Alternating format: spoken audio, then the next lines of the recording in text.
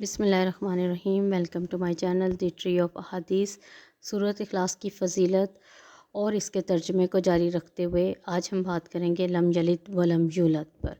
نہ اس سے کوئی پیدا ہوا اور نہ وہ کسی سے پیدا ہوا۔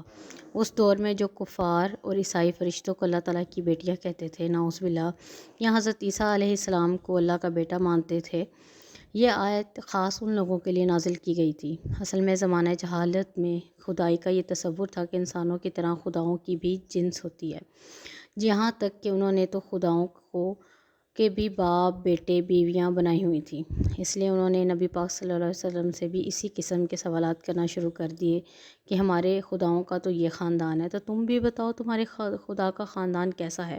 اس پر اللہ نے یہ آیت نازل کی کہ اے نبی صلی اللہ علیہ وآلہ وسلم، بتاؤ انہیں کہ اللہ انسانوں جیسا نہیں ہے، اللہ ان لوگوں کو خداؤں جیسا نہیں ہے، اس کی کوئی اولاد نہیں ہے اور نہ وہ کسی کا باپ ہے، نہ اس کا کوئی ہم جنس ہے۔ انسان تو فانی ہوتے ہیں اور اس کی اولادیں اسی کے لیے ہوتی ہیں تاکہ ان کے فنا ہو جانے کے بعد ان کی اولاد اور ان کی نسل کا سلسلہ جاری رکھا جا سکے، جبکہ ہمارا اللہ تو ہمیشہ کے لیے ہے، اسے تو اپنا سلسلہ چلانے کے لیے کسی کی بھی ضرورت نہیں بے شک، بلکہ وہ تو تب سے موجود ہے جب حیات کا سلسلہ تھا ہی نہیں، نہ اس کی کوئی ابتدا ہے اور نہ اس کی کوئی انتہا ہے۔ اس لیے یہ سوچنا کہ فلاں انسان کا اللہ سے کوئی تعلق ہے یا فلاں انسان اللہ سے ہمارے لیے سفارش کر سکتا ہے، یہ شرک کے زمرے میں آتا ہے۔